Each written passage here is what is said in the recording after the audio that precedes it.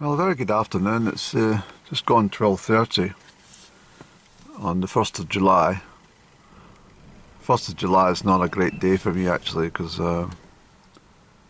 it's the date my mother died 21 years ago, so I'm always quite saddened at this point of the year in some respects, but what I try to do is not get myself downbeat, but remember the thousands of fabulous memories, hundreds of thousands of fabulous memories with Mum. I'm sitting in a field because I decided that, well, as I mentioned so many times in this vlog, that on this channel I should say, that the road, there's just absolutely nowhere to pull in, and I'm not sitting in Glenturret car park. So in this stretch of road, there's probably about 3 locations you can pull in safely, but these sections are actually for other vehicles to pull in when there's not enough room to pass the oncoming vehicles. So that's not a good idea for me sitting there. I was caught out one day and had to move. I can't remember if I loaded that. In actual fact, I don't think I've loaded an awful lot of late, so I'm concerned. I don't want to make this vlog particularly long because I am conscious that I've got yards and yards of footage that needs to be uploaded or eventually deleted without being publicly viewed. That said, I'm out to collect some self-heal. The field at the back there, sorry, not the one there, but the one further back, is generally my location for the self-heal. I haven't collected any for 2 years now, so I'm going to see if it's ready for a little bit of harvest. I'll take a wander. I've got my container and my foraging bag that I often use for the berries and stuff, but I'll just take that up and take it easy. You can also see it's quite breezy today, and anyone who was shopping in, well, certainly in Perthshire earlier, some of these showers were pretty nasty, and the temperature dropped at least 6 to 8 degrees on the passing of these showers. So I had, I found out where all the trees are why they're getting chopped down. I've not been in B&M for about, must be 2.5 to 3 weeks now. But I zipped down for I can't even remember what it was now. It was a unnecessary purchase, if you want to understand. It wasn't really needed to be done. But anyway, when I was in the store, I noted they had matches. Did I bring them, Andy? I'm sure you must have, boy. And I looked at these matches and I thought, well, they are handy when I go camping and stuff like that, because it's difficult getting the lighter stuck into the gas unit and stuff. But I cannot believe that the matches are this size. It's ridiculous. I mean, a match, that's a match size. That's a matchstick. Even, yeah, about that. Not bloody that. Look at the size of it. What are you meant to do with that? I mean, is this why they cut all the trees down and decided, well, we need all the deforestation to occur so that we can get these silly matches? But oh yes, I was just thinking, if the farmer comes along, he's going to be absolutely furious with me. But I'm going to say, look, old chap, there's no crops in this part of the field. when I decide to remove myself from the field, I'll do it cautiously. Don't be upset. It's not muddy. It's not as if the ground's saturated. It wouldn't be so stupid to bring it in here if it was saturated. But so I'm trying to make a vlog, so bugger off and leave me alone. I'll be back and work out your subsidies for the year. So I've got a lot to talk about in some respect, and one was the element of, no pun intended, but the fact that when I was in the car park at B&M, I couldn't help glancing at people were shivering and cold and pulling over woolen bonnets and zipping up their jackets and feeling rather bitterly cold. And I also felt that way, I must say, when I was veering into the wind as I was heading to the store. I thought, God, it's chilly. And it made me think that it's times like this that I want to contact the BBC. I'm forever complaining to them. I had literally hundreds of saved replies from them on complaints. You get acknowledgement, but you don't get what do you call it? You get acknowledgement but no reply on a comment. But complaints, I always, ask for in-depth analysis of my complaint and expect them to reply, and they do. But they banned me during the lockdown time, furlough time. I was not only banned from commenting on the BBC website, but I was also prevented from logging any comments with Scottish Television on their website. They blocked me for telling the truth, offering my own concise opinions. So if you don't agree with something and you try to make your point known, you're just blocked. That's what happens when you live in a democracy, of course. But anyway, I was also thinking that there's a couple passing. Look, I saw them glancing over. I said, "What the hell's that chap doing? Somebody's car like that." But so my new thing is I'm going to contact the BBC again. I made a comment just a few days ago about I'm fed up with every time we get a spell of hot weather in summertime, which is, it's really, really shocking to hear that we get hot, sunny weather in the summertime, isn't it? But what annoyed me was the fact that they always put up a picture and they deliberately tint it up to make it look a lot redder and browner than it actually is, just to kind of emphasise this fact that we're all getting fried under their so-called global warming agenda. So they report quite heavily about the headline was the warmest June on record, and there's lots of occasions where there's, I've had hot days, and it's just completely stupid.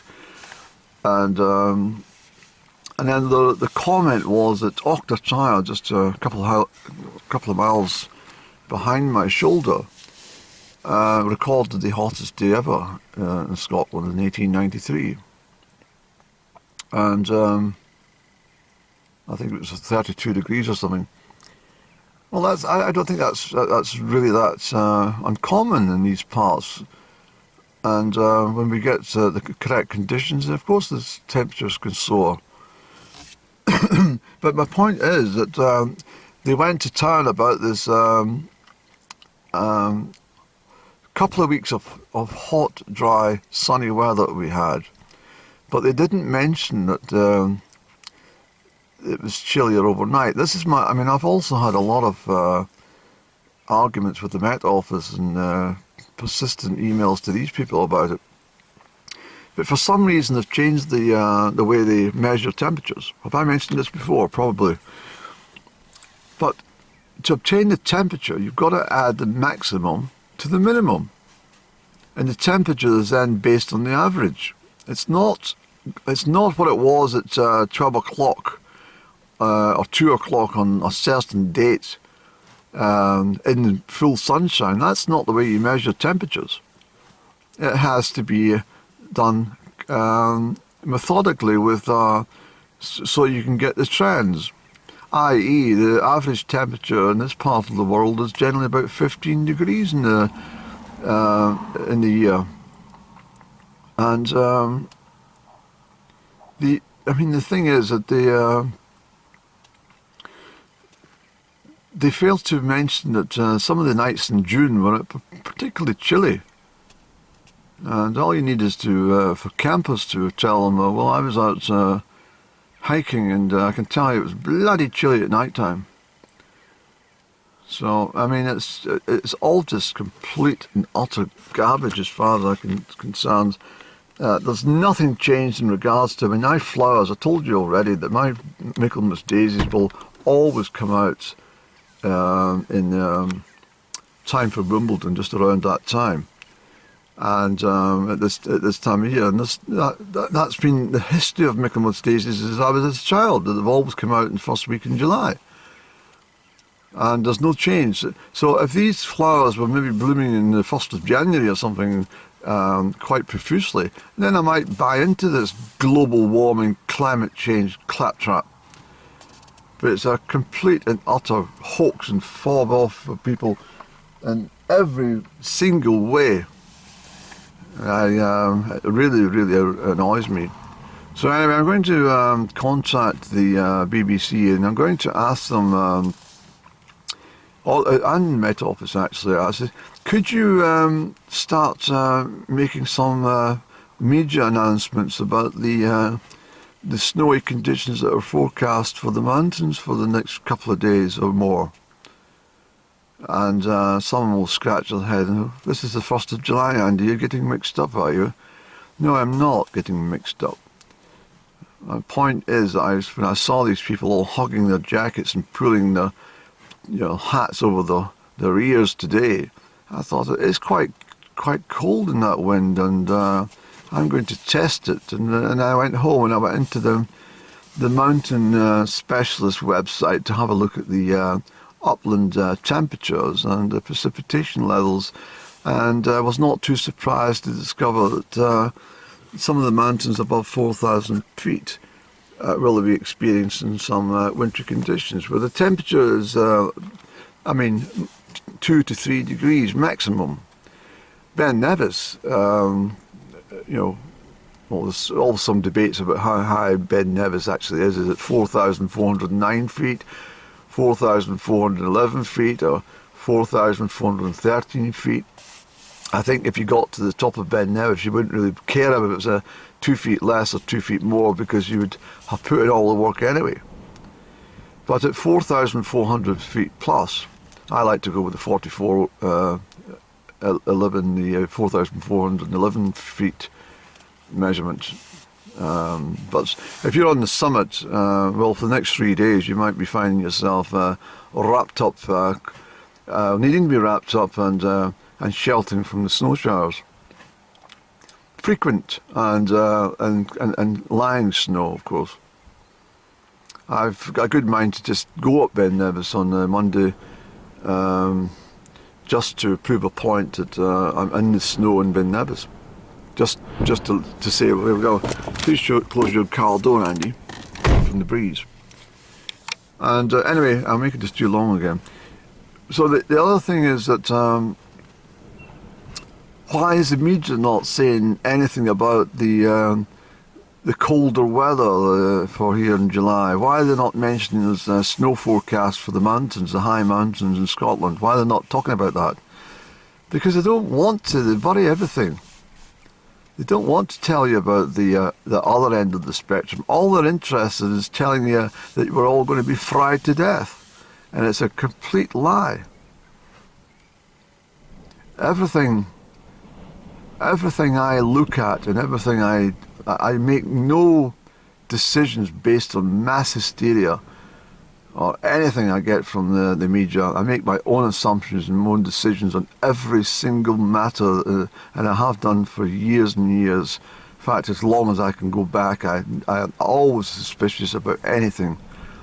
and even major points in history, I don't believe it all. And so this factor about these weather conditions, why not report that there's snow conditions for the mountains? Why not talk about it? Or is it left to me to ask them why? Or challenge everything? I'm fed up with it all. But anyway, they don't like the home truths, and that's why they banned me from their websites for making comments. And I wasn't being, silly with my comments. I was bringing it to the attention of a very logical way, but they just didn't like it.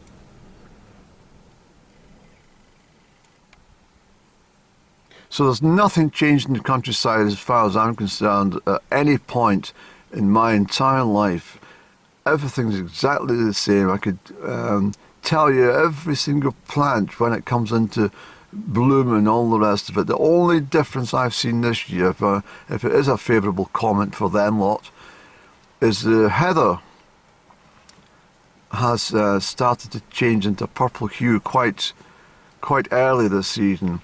But then I remember that not all species of heather bloom in August anyway. There's different varieties in the mountains. They're not all come out in the third week of August for a picture postcard or a calendar image. It's there's various types of heather, so that doesn't matter either. And perhaps with the dry spell of weather we had, maybe the heather bloom loved that, and the bees are loving it, circling the heather for their heather honey.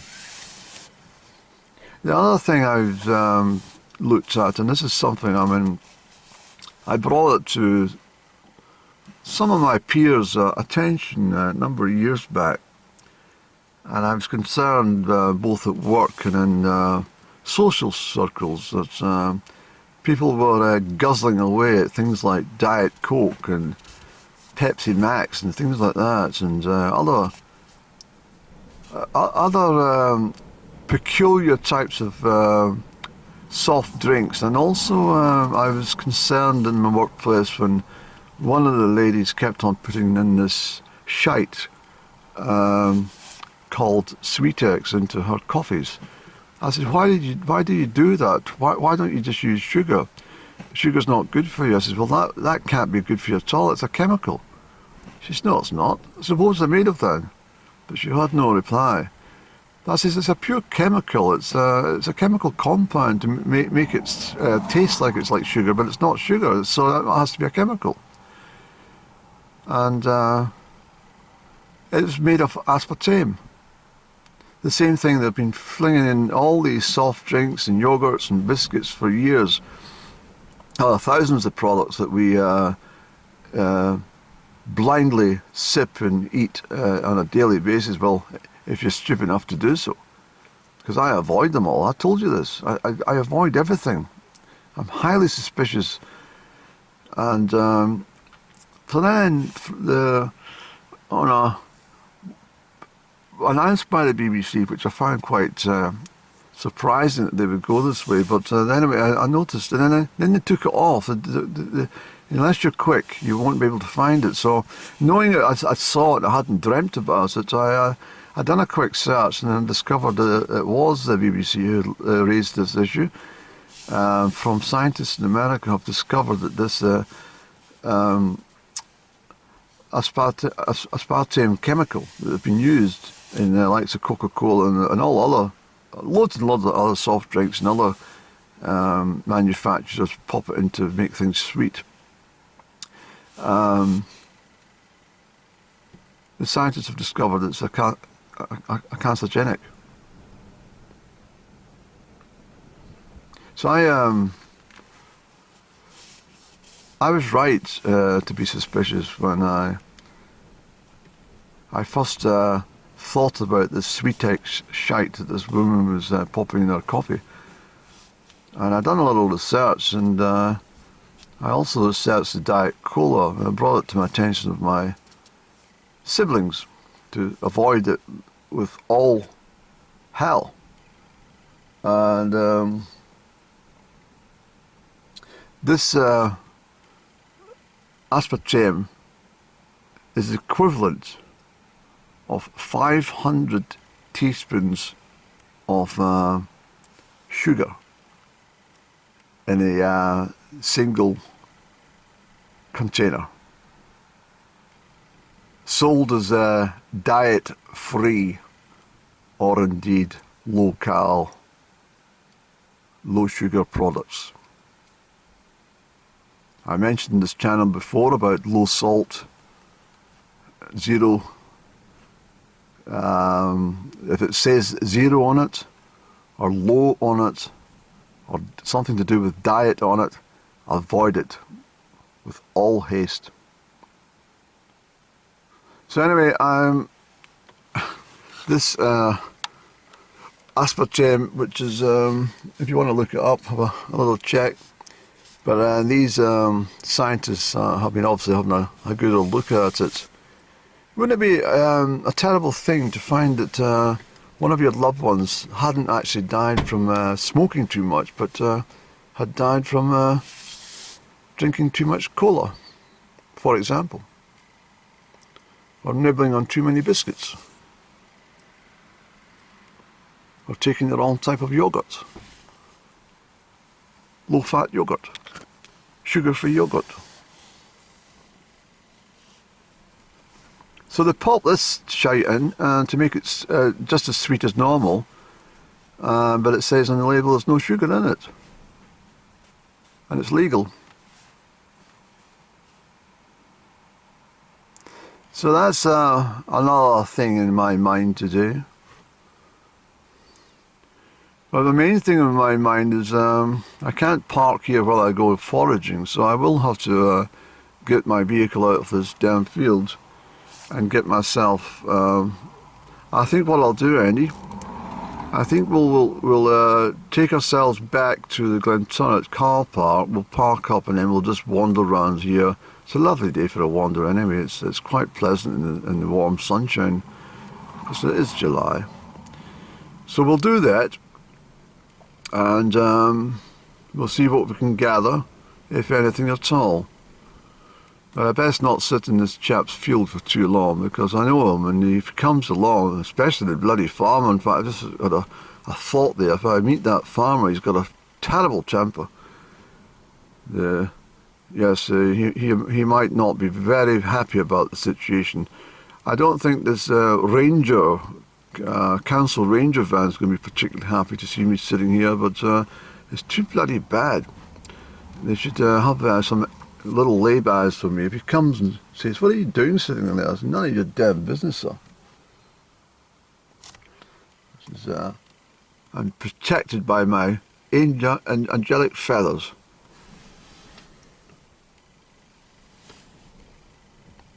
It's a beautiful day. This is when I used to collect my clover from, in this field here.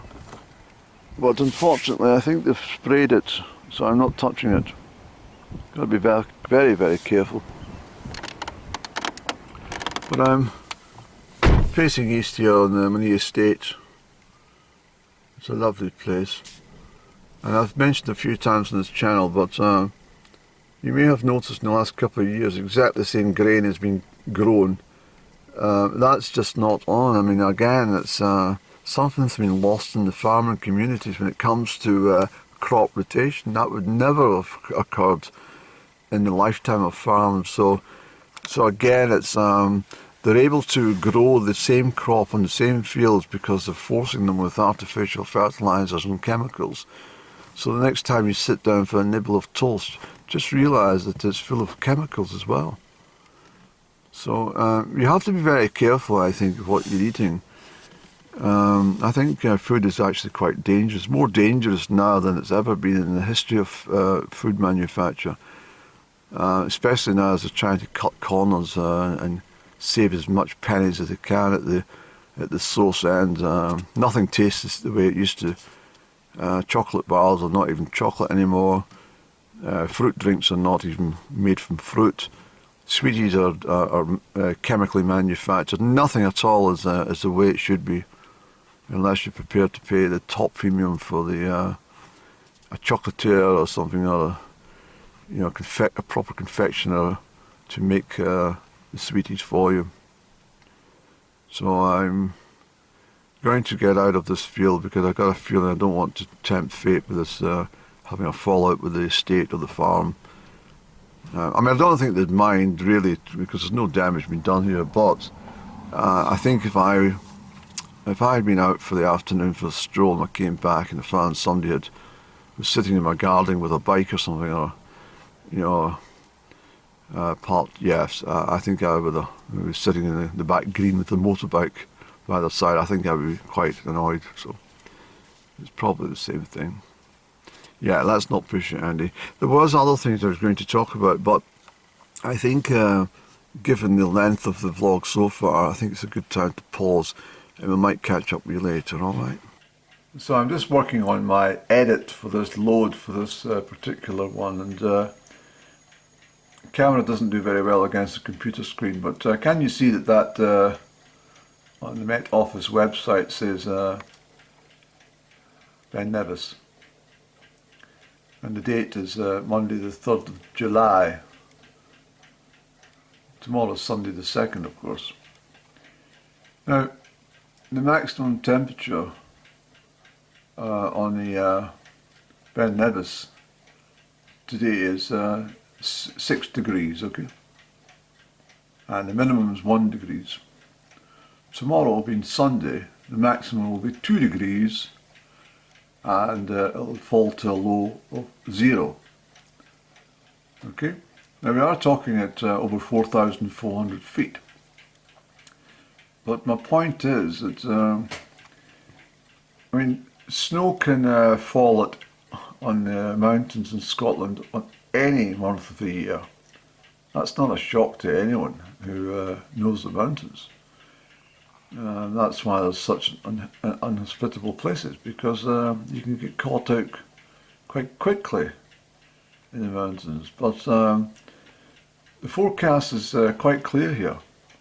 Monday the 3rd of July, a high of 4, a minimum of 1. If you drop down there, you can see that the well, this is the Met Office's own symbols.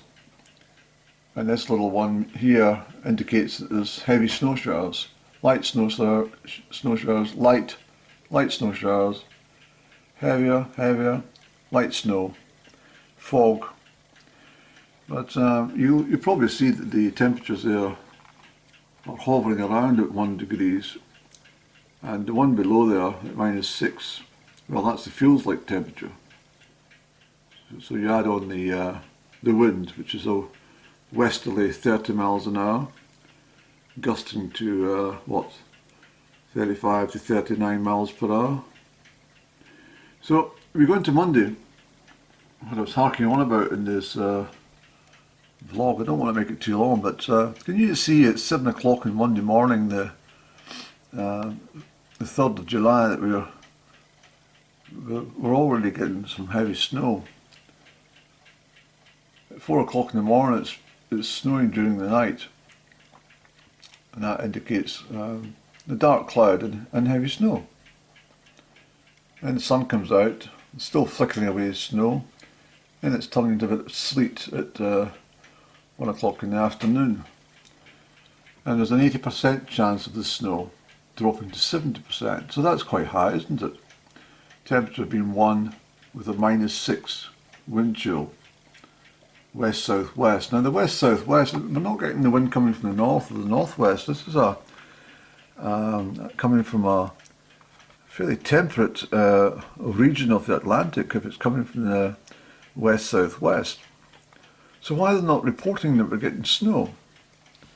That's what I've been trying to tell you in my little vlog there. They're not interested in telling you anything unless it's temperatures are above 25 degrees Celsius. And they keep on pushing and pushing, trying to tell you that it's hitting 35 degrees when it's probably not. And if they are reporting 35 and 37 degrees, it's probably because someone's taking the temperature in full sun around noon.